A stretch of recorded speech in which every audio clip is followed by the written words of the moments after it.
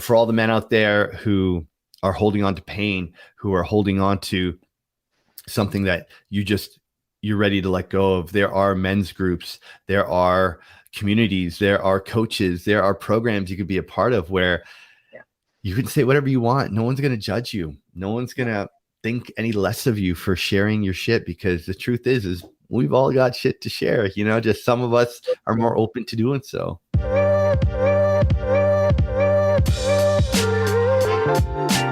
Welcome to the Freedom CEO podcast. It's about becoming the chief decision maker over your life in order to step into a life of freedom. From business, health, wealth, charity, and giving back to just doing life on your own terms. I am your host, Shay Invidiata. I am an award-winning activist, change maker, and a multifaceted impact entrepreneur with over a decade of experience in business, philanthropy, and health and wellness. In this space, I'm going to be bringing you insights, not just from me, but from incredible thought leaders around the globe to help you start making decisions towards living a life of freedom so you can live a life you love. Are you ready, guys? Because we are going all in. Zarak Fatah is a renowned transformational life coach and founder of The Alive Life, providing personal and professional coaching to help individuals tap into their full potential. Zarak's current success in his chosen field is a very far cry from his 25-year career that created $14 million per annum with 300 employees. Zarak owned and operated 12 successful companies that included award-winning restaurants, bars, nightclubs, a spa, a hair salon, and music festivals.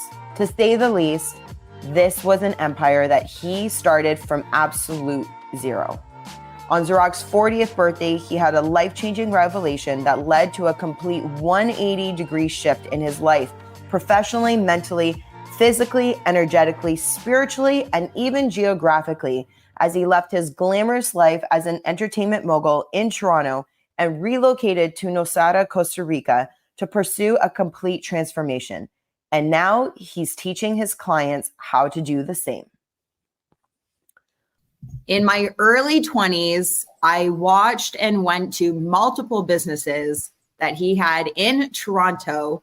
And today, I still get to watch this 180-degree change in business that has a completely different mission.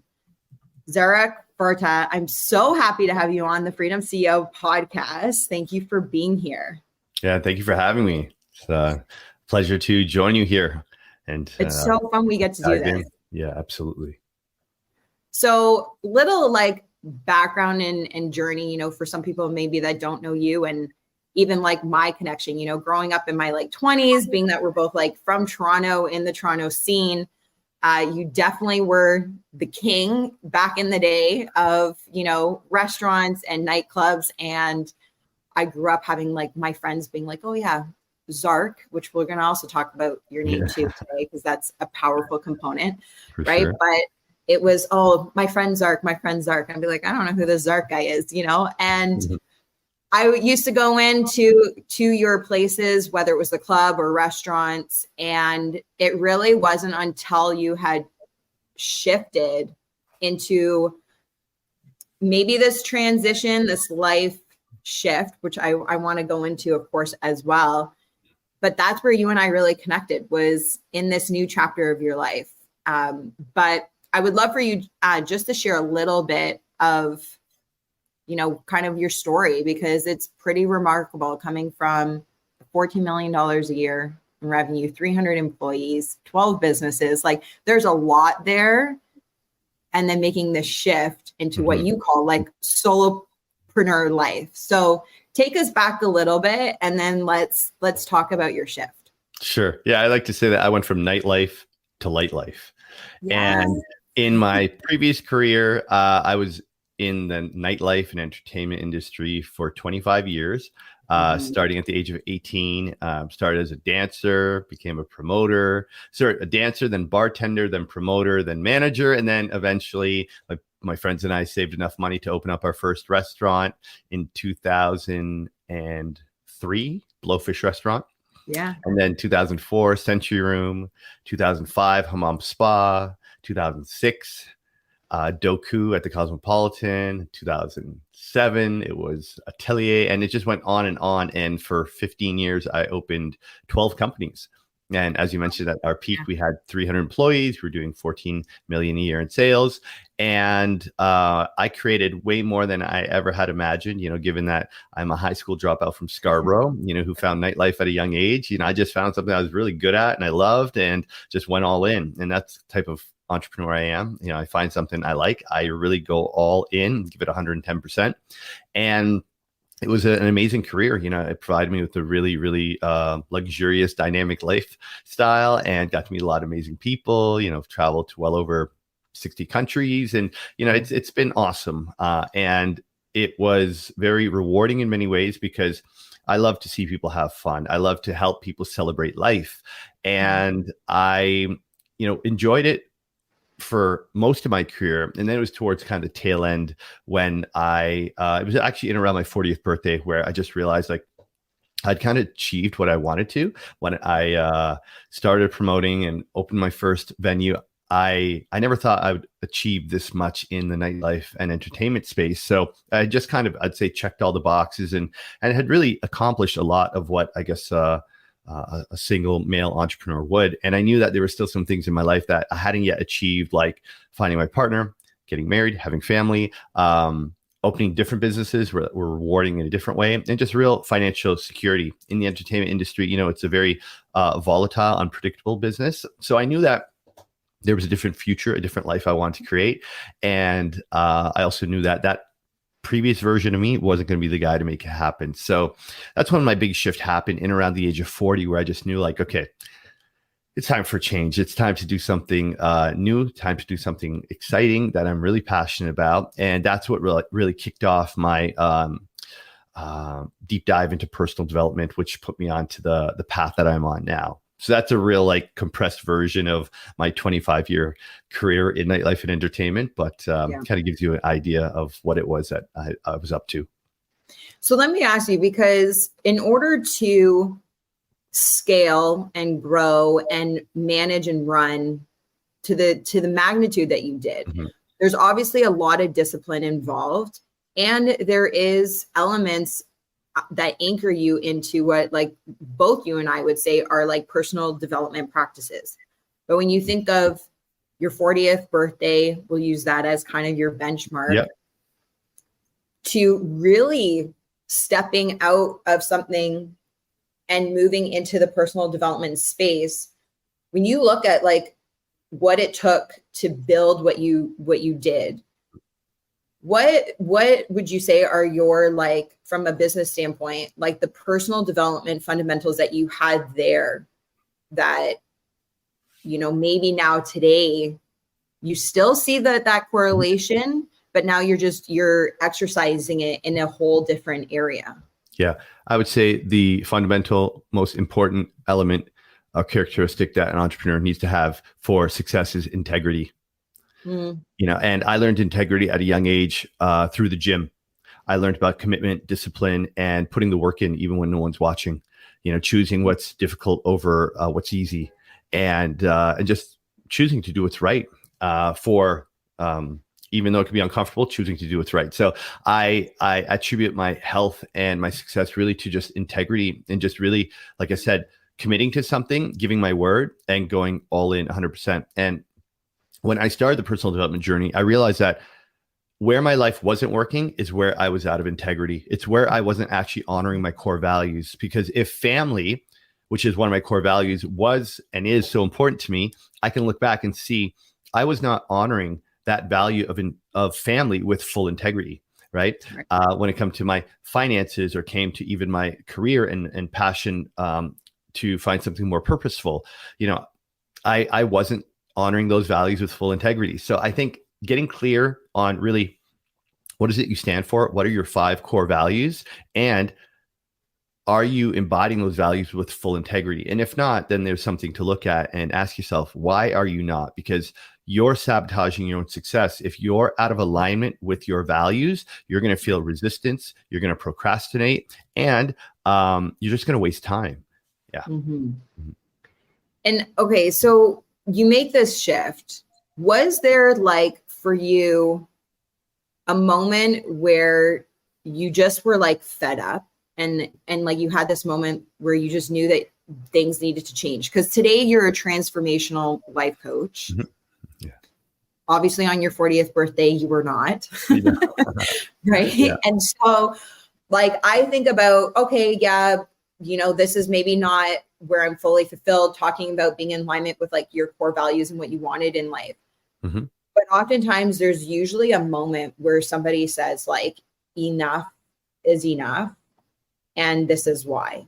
And then it brings them into that new path. Yeah, so there was about a year there where I had a foot in both worlds, where I was deep into the world of personal development, but I was still spending 3-4 nights a week in nightlife and my restaurants. And there were nights where I would leave a landmark graduation night on a Tuesday at 10:30. I'd walk down King Street and walk into my club by 11, and I'm leaving a room full of 500-600 people high off the possibility of life and what they're creating, to walk into a room of people high off of drugs and alcohol. And I was just so torn being between these two worlds. And I just knew like, okay, I need to figure out my exit strategy. I need to really think about what is next for me. And that's when I started to think about, if I was going to leave this career, what would I do next? So I'm fortunate that I had some runway. I had some time to really think about, you know, if I could design my dream job and create the life of my dreams, what would that look like? And I started to do my research and started to, you know, explore what could I possibly create. And that's where I came up with the idea to host my first retreat. So it was really March 2018 when I hosted my first retreat in Costa Rica that I knew like, okay, this is it. This is what I want to do, because I felt so much excitement and I felt that passion come back, and I saw the impact on my guests. I could see these humans transforming in front of me, and I knew like, that's it. This is what I want to do. So in tapping into my purpose, I was able to cultivate that courage within myself to step into the unknown and try something completely different, because, you know, I'm a nightlife guy. I'm a high school dropout, and now I'm going to be like a transformational retreat leader. Okay. I mean, sure. I love it. I love that. Yeah. Okay. So you do your first retreat. Mm-hmm. And at that point, were you already thinking like, this is going to become a full-blown business for me?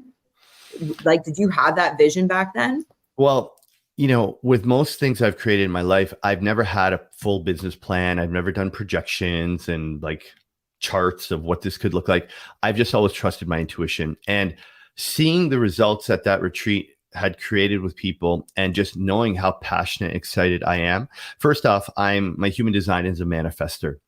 So I'm very good at creating, and I've had a lot of success in my career. So I'm also very confident that I'm smart enough, I'm resilient enough, and I have a lot of connections.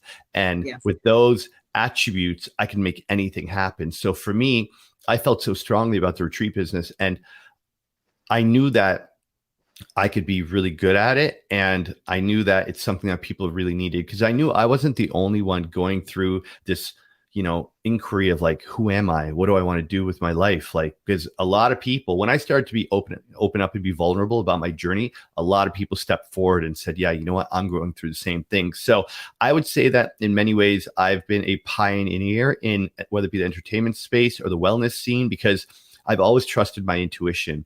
You know, when I left Toronto 5 years ago to pursue this new path, a lot of people thought I was crazy. A lot of people thought, you're leaving all of this here in Toronto to go host retreats in some dusty little town in the jungle? And I'm like, yeah, that's what I'm going to do. And literally, like, people have now come up to me and they say, you know, bro, I got to tell you, I thought you lost your freaking mind.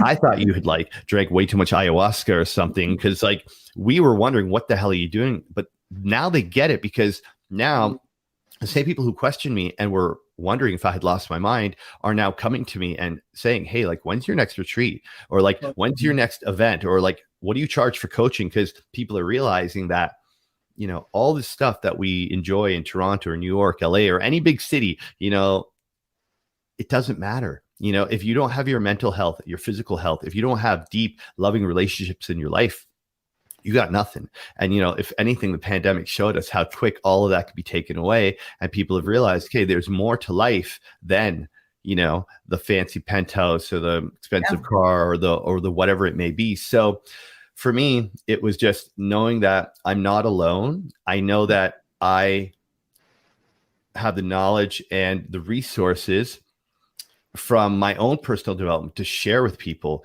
because, I hosted my first retreat, I think about 3-4 years after I got into the world of personal development and working with coaches and going on retreats. So for me, I was just taking what I'd learned and what I had benefited from, and now offering it to people in a way that they would like it. I did it in my own style, renting beautiful villas, amazing chefs, fun dance parties. Like, I made personal development fun and sexy, and that's why the retreats have got done so well. Yeah.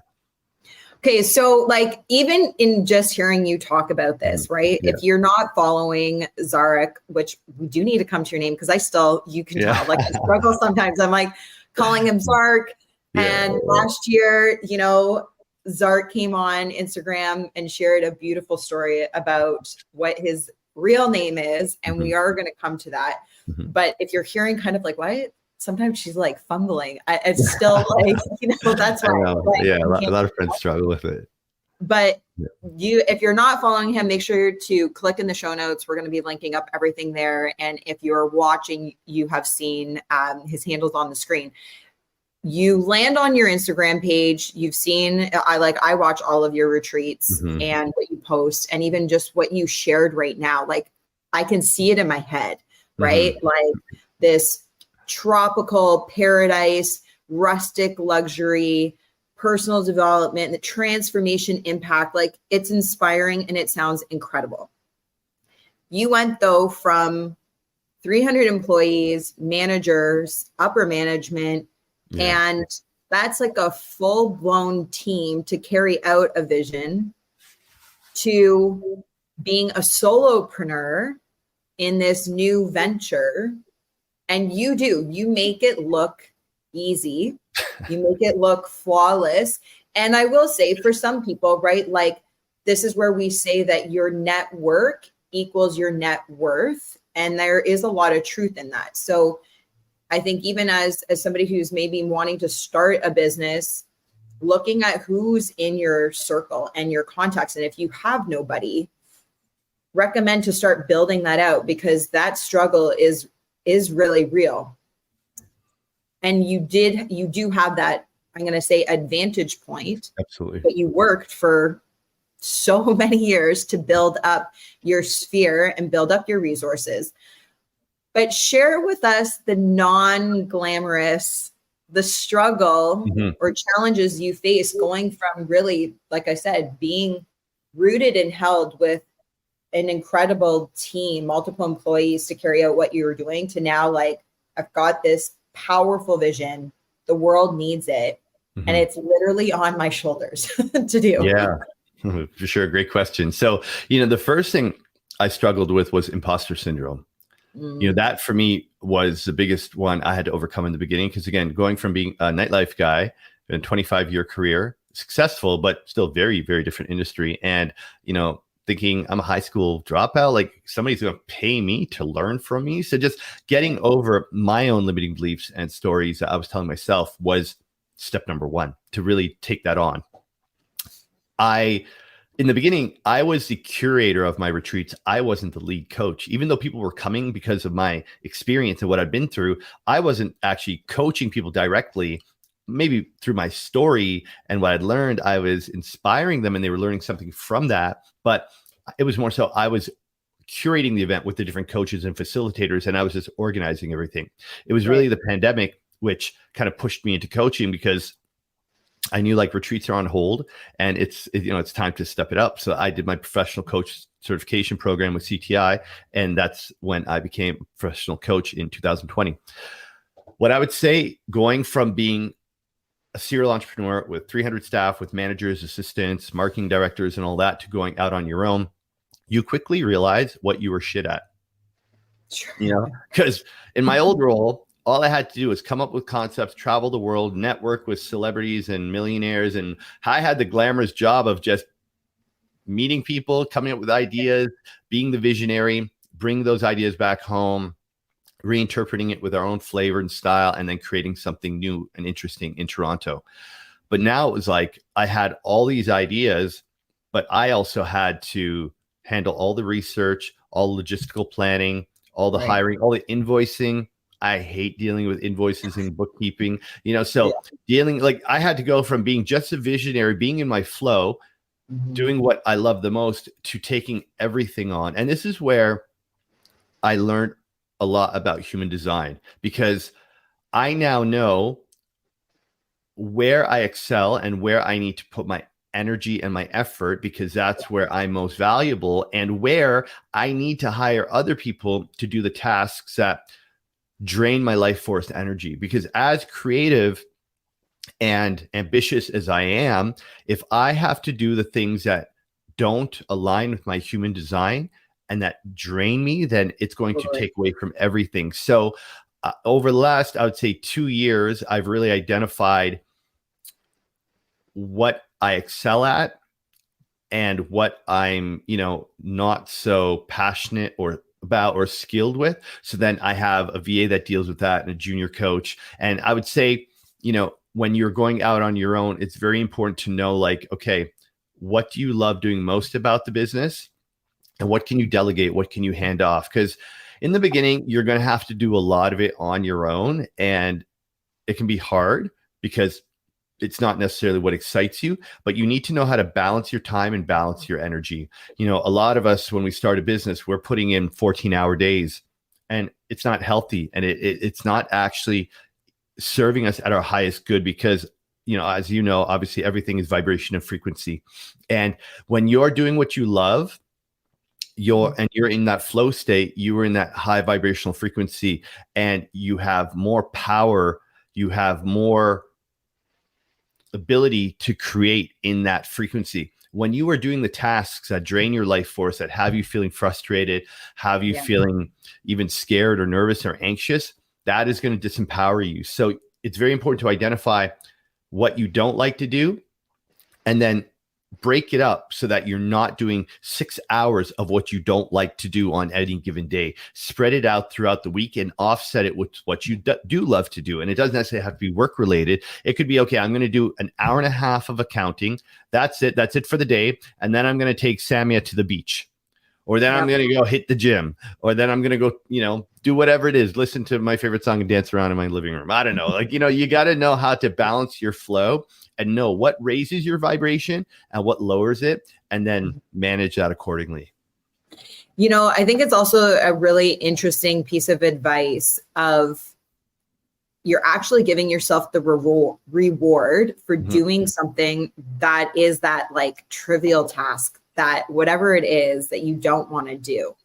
And so when you actually pair it with something that you do love, your brain gets rewired knowing, like, if I complete this efficiently enough, like, get it done quicker versus procrastinating. Because all the things we don't like to do, right? Like, we procrastinate forever on it.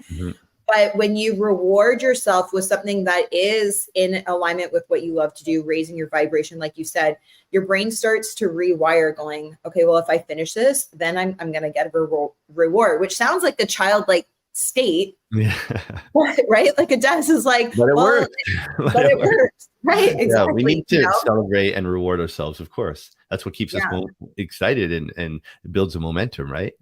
Totally. So I think that that's like a really good piece of advice, is like the things you don't like to do that need to get done, especially in the beginning when you don't have the revenue to offset maybe hiring out a VA to take on those things. It's like, pair it up with something that lights you up, and that's your reward, And one thing to mention on that, like, you can get a VA for $10 an hour in the Philippines. My VA, she's amazing. She knows more about some parts of the coaching business than I do, so you just got to get creative, you get resourceful, and you got to explore your options. But first and foremost, you got to identify, okay, what do I not want to do? Because I like to tell my clients, there are $10 an hour tasks $100 hour tasks, $1,000 hour tasks. As a CEO and founder, you do not do $10 an hour tasks. You should even not do $100 an hour tasks. You do the $1,000 an hour tasks and hire somebody for $10 an hour to do the $10 an hour task, you know? 100%. Yeah. My only exception to that rule is, and I'm sure you'll agree with it, is unless it brings you absolute joy, like if it brings you joy, then you do it. But if not, everything that we've already just talked about, it's like, you got to hire it out. Like I always say, like the laundry thing, like for some people, they love being Monica from Friends and they love cleaning. They love doing the laundry.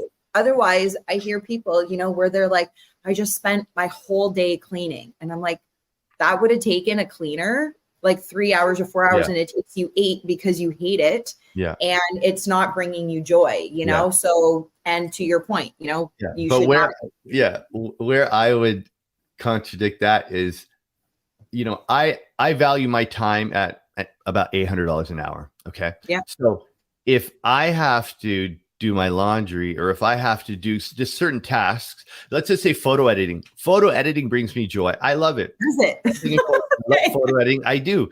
But if I spend 3 hours photo editing, that's potentially $2,400 I'm losing. You know what I'm saying? So because when you're solopreneur or you've got a couple of staff here and there and you're really looking to grow your business and you are going to put in 8-hour days, you got to make sure those 8-hour days are highly effective, you know, and then use the other 4 hours of the day or however long you have, depending on how you sleep, to do the things that bring you joy. But, you know, it is important to really identify where to put your time and energy, especially in the early stages, because that's when you got to run the company lean and that's when you got to be most effective. Yeah, totally. Conversations like this just light me up. And I hope you're loving today's episode too. My friend, can I ask a quick favor of you? Could you please hit the subscribe or follow button? You have no idea how much that helps this show grow. So discussions like this can reach others as well. And if you want to go the extra mile, please leave a review. Your thoughts and feedback mean so much to me. After all, this show is created for you. Okay, that's it. Let's get back to it. Okay, let me ask you like a real tactical question, because I actually hear this a lot. Like we're in an era, we live in like a time, I think, where it's really hard to find good people. There's a lot of people that don't want to work. And you just mentioned having a VA over in the Philippines. And I get asked a lot, like, well, where did you find like your VA and do you like them? And so did you go through a company to find your VA? You know, they'll probably not be listening to this, or maybe they will, I don't know. But like, you're happy with them? Like where have you found success in locating VAs? So, you know, earlier on you mentioned network, right? And your network not only can teach you many things, but can also provide a lot of resources. So I'm a part of a men's group of 8 men who are all coaches. And within that men's group, any one of us could have a question and we have 2 or 3 answers from them. So the VA I have is also the VA for one of the coaches in my men's group. And this is why she's so experienced, because she specializes in working with coaches as a VA. So, you know, regardless of what your industry is, I always tell someone who's looking to start a new business or, you know, break into a new industry, find the person who is doing what you want to do and get to know them, actually become their friend, offer them some value, and then you can learn from them how they do what they do. And you can, you know, borrow whatever inspiration you need to, you know, follow their steps to some degree, you know? So I look at, thankfully I'm friends with some very successful coaches, and I see the team that they have and how they structure their company and who does what. And even though I'm not there yet, I understand what the next steps are for me, you know? And when you build your network and you surround yourself by people who are successful in the industry that you want to get into, you just are exposed to that information. You just meet the right people because you're hanging in the right circles. Totally. Okay, let me ask you, as you're talking, this is like what's coming up for me. I'm thinking about Grant Cardone right now. Okay. And, for those who don't know him, kind of don't know how you don't know him, because most people know who he is these days, right? Somebody who he went on Undercover Billionaire, was given $100, took away his phone, no contacts, 90 days to make $1 million. Could he do it? Did the challenge, made the challenge. And you, in a much, I'm going to say, maybe more approachable, way. I feel like you also share like that zone of genius that like he does, like, where you could, even if all your resources were gone, I believe that you would be able to be like, if I only had $1,000 or $100, even, we'll say, like full Grant Cardone, and like giving you 90 days, you could turn it into a multi-million-dollar business. And when you think of the current climate right now that we're in, and just following up on what you just shared, right? Like, if people like, this is what I would do if I was starting over again, go meet somebody that is doing what you're doing. If I were to give you $100 and took away everything, and said, like, Zark, go do this. Zarak, go do this. What would you do right now? Real estate development. Interesting. Yeah. Okay, but with $1,000? Well, so yes, because I have the network and the resources to be able to put together renderings. I have a concept in mind. I have a network. I could start doing presentations. I could start receiving deposits. I could definitely, And again, the reason I choose this is because I know a lot of people want to move to Costa Rica. I know a lot of people, their dream is to retire or at least move in the next few years to somewhere where they're closer to nature. Like, based on what the market is showing, like what is happening in the world, I know that that's a very viable business. It's something people are asking. So that's the first thing that comes to mind for me, because my intuition is telling me that that's not only what's happening now, it's going to continue to happen in larger numbers. Yeah. So is this foreshadowing? Are you giving me insights as to maybe like the next chapter of your growth? Oh, for sure. Absolutely. Yeah. Like, I moved to Costa Rica to get into, not necessarily get into development, but I knew when I moved to Costa Rica that, I wanted to build my own community there. I knew that I was moving down there to build my own retreat center, to build my dream home, and then ultimately have other people join me in living this amazing lifestyle. And I've had, I think, probably 12 people who have come to my retreats who now own homes in Nosara or other parts of Costa Rica. Our friend Murray, my friend Rob Boyko, several friends have invested because they come down there and they realize, oh my God, this is life. Like, these people aren't on vacation. These people live here. They've got their kids here. Yeah. This could be my life. Okay. Yeah, I want that. And I think people are getting so fed up with the crazy condo prices in cities and how expensive everything is. It's like, what are you getting for $2-3 million? You're not getting very much. As you know, in Costa Rica, $2 or $3 million, you don't even need to spend that much. 1.5, and you've got a beautiful 3,000 square foot house, ocean view, guest casita, pool. Like, I mean, why not? But you got to be ready. And even less than that, like even less than that. Mine was under 500,000, and I have 180-degree oceanfront views. Yeah, exactly. It's like, I mean, you can't get that now. It's gone. The price went up a couple of years ago, but still, to your point, like if you have even under $1 million, you still have so much flexibility for quality of lifestyle. Absolutely, within that price point. Yeah, and the reason why I went right to real estate is because, for me, everything I've created has always been inspired by, what am I missing? Like, what is, like, when I opened Blowfish, it's because I would go to Montreal, I'd go to New York, and they had these sexy, cool restaurants where people are eating delicious food, and there's a DJ and interesting cocktails and like mature, sexy crowd. I'm like, why don't we have this in Toronto? So Blowfish was that. Blowfish was like one of the first restaurants in Toronto to ever have a DJ. Right now, of course, every restaurant has a DJ, but in 2003, it was new. when I created, Hammam Spa, or, even like, I was doing my own series of fitness competitions at one point as well, because I saw a void in the market.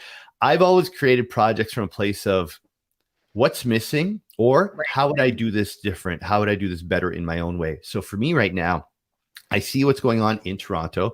I see what's going on a global scale with all the things that are happening and the unpredictability of, life. And I know that people are wanting to exit this matrix. People are wanting to take their kids, move somewhere, be closer to in nature, be closer to like real food. They want to be in community. Like, this is what people are wanting. This is what I want. This is why I moved to Costa Rica. So again, I am taking a vision, an idea that inspires me, and I am going to create that project in the next few years, And again, I've been asking questions, I've been researching, I've been checking out different areas. So I know enough to now actually make it happen. So if it was $100 or $1,000 I was given, I know what I would do. I know who I'd talk to. And I'm sure in 3 months I could have $1 million in deposits, no problem. I don't doubt you. That's why I said, like, as we're talking, I'm like, what's coming up for me is this parallel to like what Grant did. And I love that. And I think other people, I think people go, well, he's special, or there's something that he can do that I can't. And I mean, mindset is obviously a huge component of that. But I think just in the simplicity of your answer, it's like, well, yeah, like, why couldn't I do that? Like, and if he can, why not me? You just got to be curious. You just got to do the research. And most importantly, you got to have a vision. You got to be able to like close your eyes, meditate, drop in, like really connect to that experience of what do you want to create and how does it feel? And if you imagine yourself 5 years from now and you're in that end scene, you've accomplished that vision that you had, who's standing next to you? What do you look like? What do you see when you look around? Can you tap into that future timeline that is there waiting for you? You just need to get off your ass, do your research, make some phone calls, get out there, have some conversations, and start speaking it into existence. Write it down, research, like create a Pinterest board, pull all the images you can that, inspire you for that vision that you want. Like, you have to, like, the process of manifestation is not just having an idea and then, chanting your affirmations every day. It's about visualizing it, feeling the emotional connection of the end experience. It's also about understanding, who do you have to be to make that vision a reality? What habits do you need to drop? If you're watching 2 to 3 hours Netflix a day, I'm telling you right now, you're never going to make it happen, because the millionaires and billionaires out there who are crushing it, they're not watching Netflix. What are they doing? They're getting up at 5, 6 in the morning. They're meditating. They're doing breath work. They've got a morning routine. They're very good with their time management. They're not wasting, energy doing things that are useless for them, So you really, again, going back to integrity, are you in alignment with that goal that you have? Every day, are you choosing from your values that are taking you in the direction of that beautiful vision that you have? Because if you don't, I'm sorry, but you may never get there. And if you do, it's going to take a long time. So it's really about being real with yourself and ask yourself, what am I willing to let go of? And what am I willing to step into that might be scary or uncomfortable, that's new for me, so that I can learn and grow and become that future version of myself that's living that epic life that I can visualize. Oh, so good. So good. And this is why, like, I hear you, obviously, I follow you, but I hear you, and I'm actually like grateful for you following your intuition and stepping into the light work, that you are doing. And so today, for some people that might not know you, like, what is your mission in this space? Who are you wanting to work with? Because I know you've done co-ed retreats, but, sometimes I'm like, is he, like, people ask me, does he just work with men? So, like, what is your vision right now for where you're at? Yeah, thank you. So yes, it started with retreats, and the retreats have always been co-ed.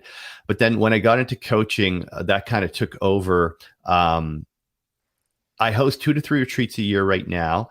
And for the last 2 years, I've been working primarily one-to-one with men, specifically because men have trouble opening up. Men have trouble being vulnerable and sharing. And I know this because I was one of those men. And it's through being vulnerable and through sharing my journey that I've had the courage and the inspiration and the support to do all that I'm doing. So vulnerability has really turned into my own unique superpower. And in my coaching, I give men permission to be open up and share the things that they might not feel comfortable saying to their partner or even to their best friend. So for the last 2 years, I've been working with men, highly successful entrepreneurs who have done well in life, but they want to go from good to freaking spectacular. They know there's this new level, there's this next level of success and happiness in life that they haven't been able to tap into on their own. So it's been great working with those men, and I will continue to work with men. And I am now opening my practice up to women again as well, because I enjoy working with women. So some of my best friends are women. I actually have my best and closest friends are women. And I see what they're going through. I see the struggles and challenges they're dealing with. And my coaching career, for whatever reason, has naturally gravitated to work with a lot of realtors and of course entrepreneurs, and I see the challenges that realtors are dealing with, both men and women. And my big mission is to help men and women be better fathers, mothers, husbands, and wives, because that's what the world needs right now. The world needs a tight, solid family unit, because I grew up in a family that was very dysfunctional, with two parents who slept in separate bedrooms, fought all the time.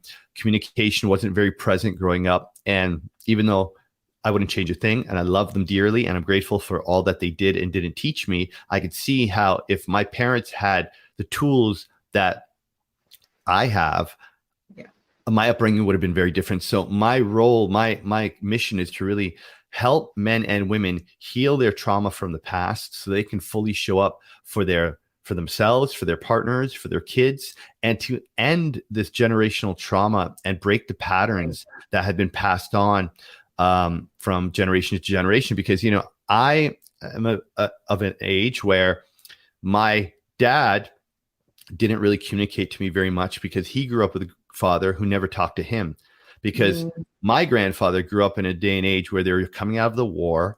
Right. It was all about food on the table, roof over the head, survival. That was it. Yeah. So my father never had that emotional connection with his father. So my father didn't know how to emotionally connect with me. But it stops here. Like, I'm breaking that pattern and I'm doing my inner work. I've taken numerous courses and trainings on how to communicate, because I want to make sure that when I have children, they never feel like they are not seen and heard. I want to make sure that my children, my wife, my friends, and people I love always know that they can come and talk to me, and that I'll be there to listen and listen to them, hear them, see them, and feel them. And I think that's what's really missing. A lot of people are just so emotionally disconnected from themselves that they don't even know how to connect with others. And until we heal that pain from the past, until we're willing to look at it and really feel it, to process it and release it, we are going to keep repeating those patterns over and over again, and ultimately pass those along to our children until we complete that cycle within ourselves.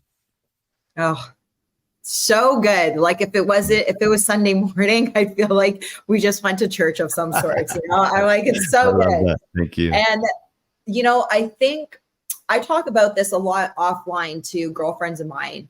And, it's not a surprise to anybody that typically women are more vulnerable and open with expressing feelings and emotions. Not necessarily great communication and still, like, expressing your feelings can sometimes be kind of two different things. And as we know, a woman will say one thing, but she actually means something completely different, right? So, like, that's why I say that. But typically women, we are better at being emotional and telling you what we're feeling, and this vulnerability side. And a lot of men, as you just shared, even with your own family generationally, is keep it internal, deal with it inside. And a lot of men, as much as they want to be open with their partner, don't want to feel that their vulnerability is emasculating and also then therefore weak, because of how they want to be seen and how they also want their partner to also feel in that relationship. And I mean, I have introduced a few of my girlfriends to you for their partners saying, I know that this is going to be the life-changing component within your marriage, your relationship, and like, as you even mentioned, as a father, like to the children. Mm-hmm. Because when men can be in a container that is a safe space, and through your leadership, really, in your example of being vulnerable and saying both can exist at the same time. You can be vulnerable and you can still actually be a man. And actually, when you are more being true and real, which means you have to be vulnerable, you actually are standing into a stronger masculinity, in my personal opinion.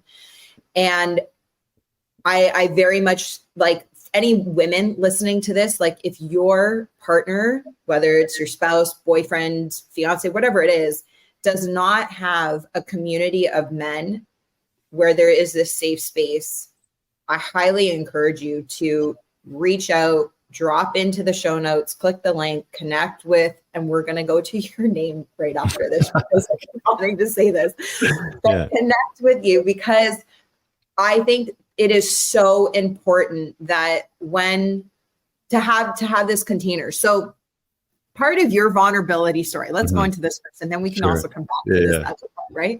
Let's talk about your name, because you showed up on Instagram one day saying, P.S., thousands of followers, and like, to the multi-thousand that I know, my name's not actually Zark.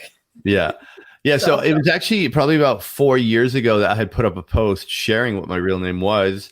And so first off, like, people call me Zark for many years because it was in around grade 3 that I had changed schools, and somehow my name had got shortened. Now, growing up in Scarborough, I dealt with racism, bullying, and getting picked on. I just didn't feel like I fit in. And, you know, back in the 70s, a name like Zarak wasn't very common, you know, so Canada wasn't as multicultural back then as it is now. So when I changed schools and somehow my name got shortened to Zark, I'm like, okay, well, Zark sounds like Mark, dark, bark, easier to say. Zark. Okay, I don't have to correct people, because people would say Zarak, they'd say Zarak, they would totally butcher my name, and I felt very awkward having to correct them all the time. So for many years I went by Zark, and that was just easy for people to say. And then, you know, so as I got deeper into personal development, I would say as I became more of myself, and authenticity is a very, very important value for me, I didn't feel like I'm Zark anymore. Like, Zark is almost like that previous version of me, the nightlife guy, the guy who had to project a certain image, the guy who had to change his name to fit in. I don't want to change my name to fit in. You know, I will teach you how to say my name. And like you, like many of my other friends, they struggle with it, even though it's not that difficult. You know, they're just so used to calling me Zark.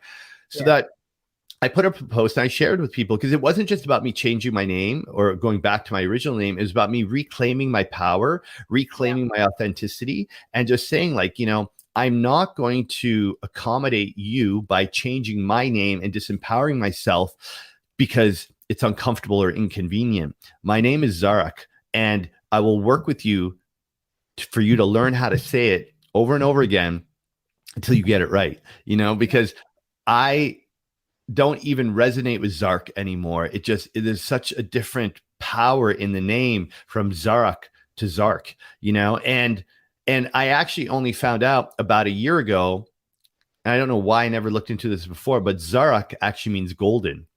Wow. You know, and I think that's there's something very powerful to that as well. So, you know, how I tell people to say it, it's like, you know, the store Zara. Zara, yeah. Zara. Now add a K to that. Zarak, right? Am I saying it wrong still? Actually, you're like, yeah, you are. It's like, close enough. It's Zarak. Zarak. That's it. Zarak. So it's Zarak Fatah. Yeah. Zarak Fatah, I've got that. That I'm good with. Okay. I think then we maybe saying it together is Zarak Fatah. I know, but that's right. That's good, you know. Yeah, and to be honest, I screw up your name sometimes too. Not Shay, but Individiata. I call you Individa. So I mean, both were just wrong. So that's Invidiata. Yeah, Invidiata. Invidiata. There you go. We're even. All right. So, you know, and to anybody out there, you know, it's funny. Like, there was a guy who joined my group coaching program, and we're on a Zoom call, and he's like, my name's Nick Dougal. I'm like, bro, You're Indian. Your first name is not Nick. And I'm sure he's going to watch this and he's going to have a laugh because I called him out. I'm like, your name's not Nick. And I'm like, what's your real name? He's like, it's Guggen. I'm like, okay, Guggen. Nice to meet you, Guggen. He's like, see, but you know how to say it. You're brown. You get it. I'm like, yeah, but the thing is, if you go by Nick, you're not Nick. And every time you introduce yourself as Nick, you're disempowering yourself. So, you know, there's guys out there named Jazz Deep that go by Jazz, or Harpinder that call themselves Harry, or like, you know, many people, you know, from different cultures come to Canada and they change their name to try to accommodate, to try to fit in. You know, I know some people who have had to change their name on the resume because they were scared they wouldn't get a job if their name was Mohammed, you know, so they changed it to Michael or something, you know. And yes, we do live in a world where there is prejudice and there is some bias, of course. However, your name has power. Your name is who you are. Of course, the name is just a label, but if you have to change your name because you want to fit in, you're disempowering yourself, you know. And I'm so proud of my name, and I enjoy introducing myself as Zarak.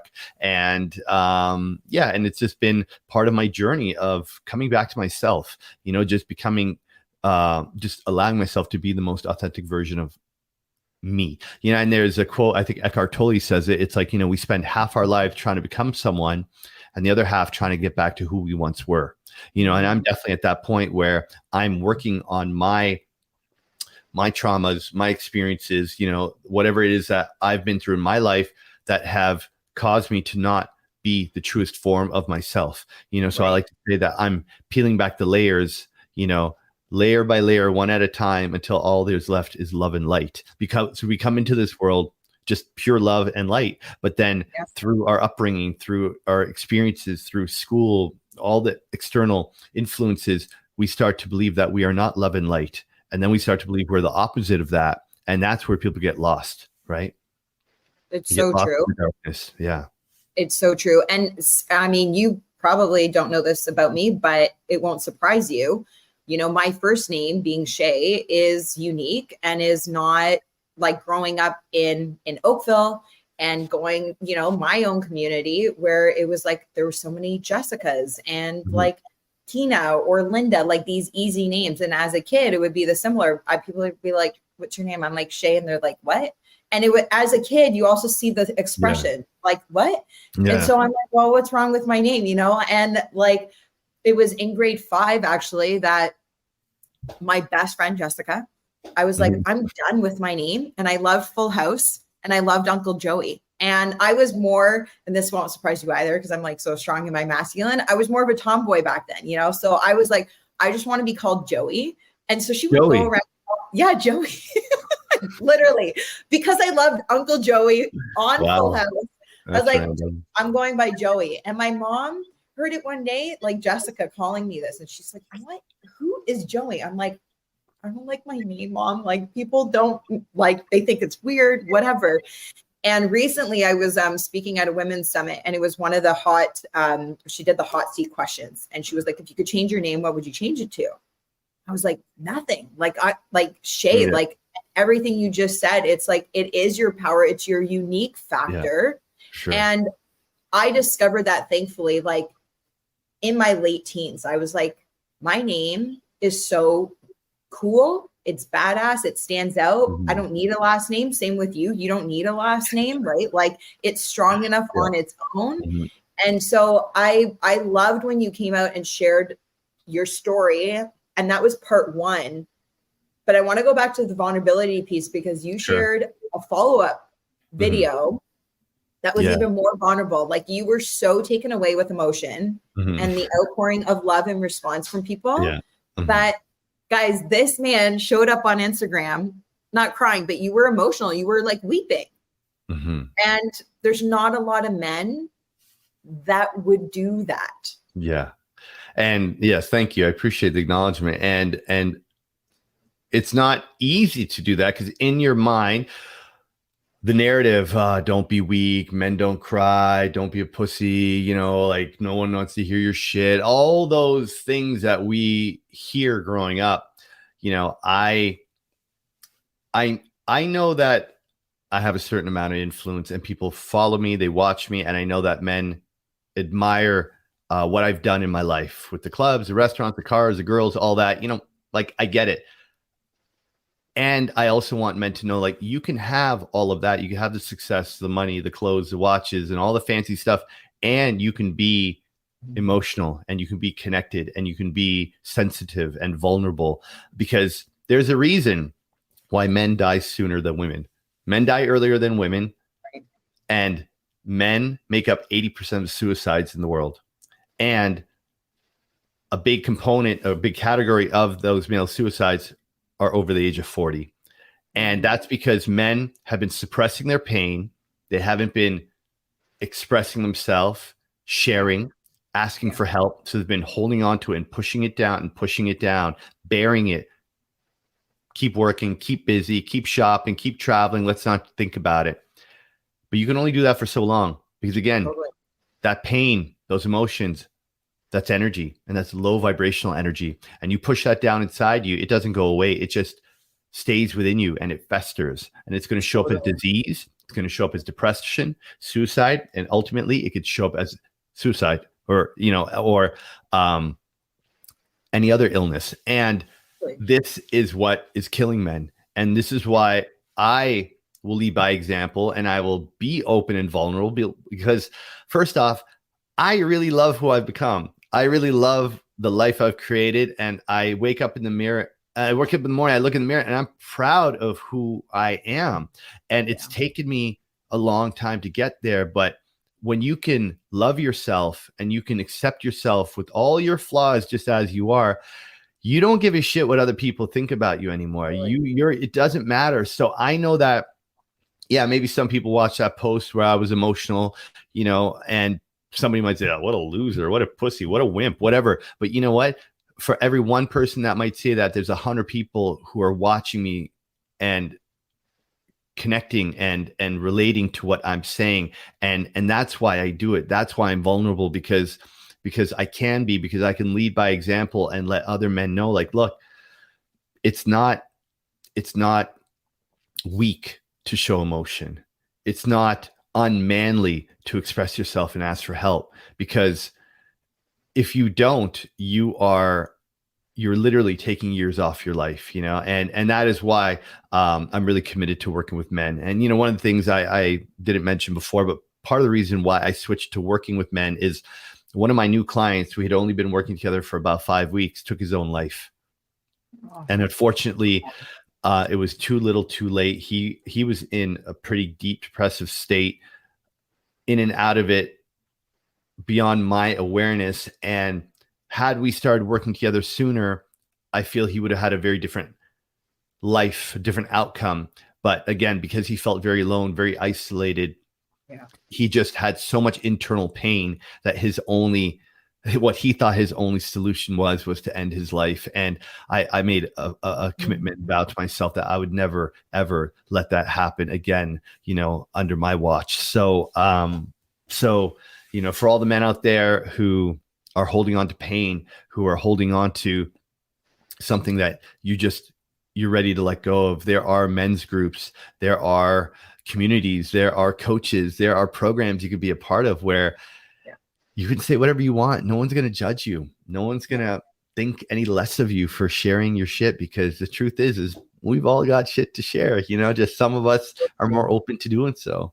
Yeah.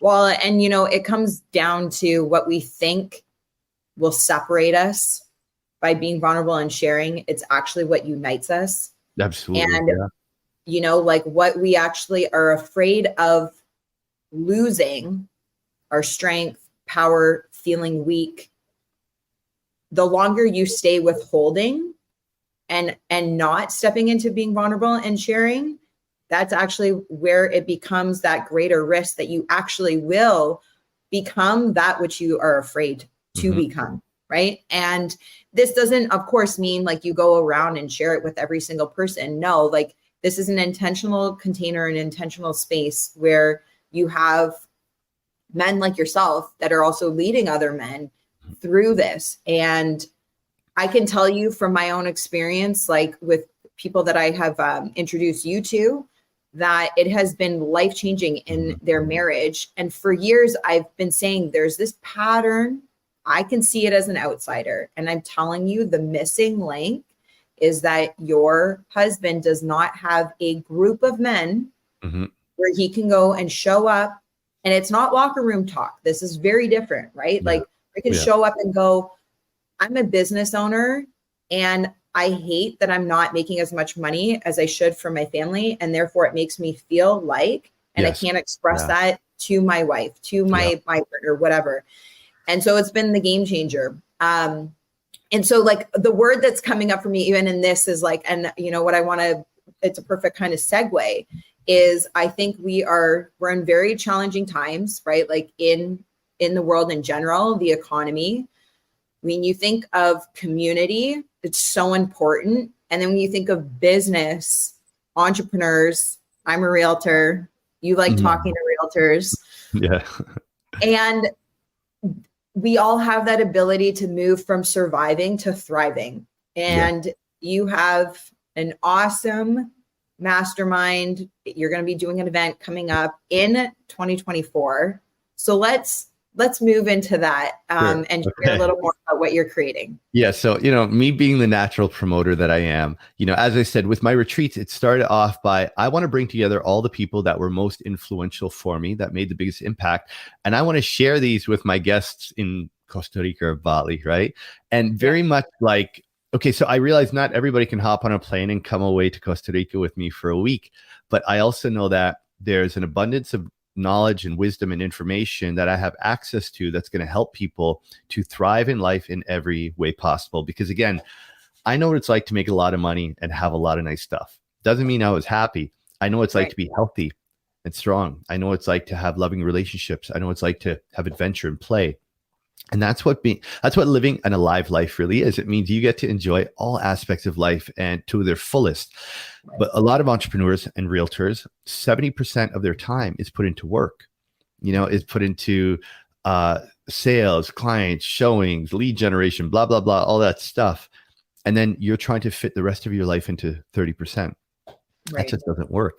So you're going to have an imbalance in life. And even the realtors who are doing really well, they're putting 70 to 80% of their time into work, So if you're not doing well, you're putting a lot into work. If you're really doing well, you're putting a lot into work. So where is the balance, right? So the intention of the Thrive Summit, again, because I like to throw parties and I like to bring good people together, my intention is to create a one-day event where you're going to learn about health optimization, about biohacking, life longevity. You're going to learn about nutrition and what to eat to take care of your body. You're going to learn mindfulness practices like meditation, breath work, journaling. You're going to learn about mindset, how to shift your beliefs, how to let go of those old stories, and everything from marketing and branding, speaking from an authentic place, to how to invest your money. Like the intention of the Thrive Summit is to give the crowd enough information about various parts of life so that they can have some new tools and some new resources to apply to their life in the parts where they know, like, they're not thriving in all areas of life like they would. So thankfully, the amazing coaches and realtor friends who are very successful and people who are in business and doing well and have achieved this balance in life are going to be part of the summit, sharing information with the group so that they can take away something new, something interesting for them that they can then apply to their life. And hopefully that will be the beginning or continuation of their own personal and professional development, so that, again, they could feel safe, they could feel stable, they could show up for their kids at the dinner table, being present, not on their phone, checking emails under the table because they're trying to close a deal. Like a lot of the people I work with, they say, like, I hate that I come home and I'm with my family, but I'm not even with them. Mentally, I'm somewhere else. So I want to help alleviate that for entrepreneurs and realtors. And to be honest, anybody who's in a business where you kind of like you eat what you kill, and you're in a business where you're always chasing the clock and you're grinding away, I want to take people away from this grind and hustle mentality and get them into a state of flow and attraction. Because I'm telling you, it is possible that when you are doing less and being more of yourself, you can have the life you want. But most people, they're doing, and they're not being themselves. They're not honoring, what truly lights them up. So as a result, they're not living their life to their fullest. So that's the Thrive Summit. That's going to happen in January. We're looking at about third week of January, and early January as well. I'm going to be launching a 3-month group coaching program, which again is rooted in the concept of thriving in life, in all aspects of life. So a lot of what I spoke about today, including time management, conscious communication, money mindset, emotional energy. There's a lot of things that I've learned during my personal development journey that I'll be teaching to the group over the 3 months in the Thrive program. So again, I'm just committed to helping men and women be the best moms and dads, husbands and wives that they can, because, I believe that's really the foundation for success. I love it. Well, I'm excited for it. I'm going to be there for sure. Yes. And if this resonates with you, especially at the beginning of a year, there's not a better time to get really clear on what you want in life and start, right? So this is going to be a perfect time of the year. Click on the link in the show notes, get connected on Zark's website, on the waiting list. I'm sure you're going to be dropping all of that out. Yeah. Before I let you go, I have one final question. You're on the Freedom CEO podcast. Mm-hmm. I think everybody can tell for all the obvious reasons, right? And what I want to shift the question though to when you think about being the CEO of your life, mm-hmm. and the CEO and many other things in businesses, but when you think about being the CEO of your life, how has taking ownership over your decisions brought you freedom? So I know that I'm fully responsible for creating my life, which means I'm also fully responsible for any actions I take that are not in alignment. So that responsibility causes me to be accountable, causes me to continuously choose integrity. I can't blame anyone else. If my business succeeds or if my business fails, it's all on me. I know that. I'm not delusional and trying to blame anyone else or external circumstances, So for me, taking ownership and being responsible, it's very empowering because I see it as I can create anything I want with my career. I can create anything I want in my life because I'm willing to work hard enough. I'm willing to do the research that's necessary, and I'm willing to step into the unknown time and time again. Just trusting myself, my intuition, and just trusting that God wants me to win. That I'm on a mission to change millions of lives and I'm doing God's work. I know that. And that's what inspires me each and every day to just keep going. Oh, so good. I love that. It's so powerful. Thank you. Thank you for sharing. Thank you for coming on. My pleasure. I'm so grateful for your time. And probably next year, we're going to have you back on and we'll do a follow-up maybe to make it happen for sure. Yeah, I love that. Yeah, thank you everybody for watching. Please reach out, send me a DM on Instagram or check out my website, join my newsletter, and I'd love to stay in touch and answer any questions you might have. So hit me up. Thanks for tuning into the Freedom CEO podcast. If you got value out of today's show, I would love for you to leave a review as it will help my show reach other people as well. You know what to do. Download this episode, click the like and subscribe button. If you feel like spreading more love, hop over to Instagram and share today's show in your stories.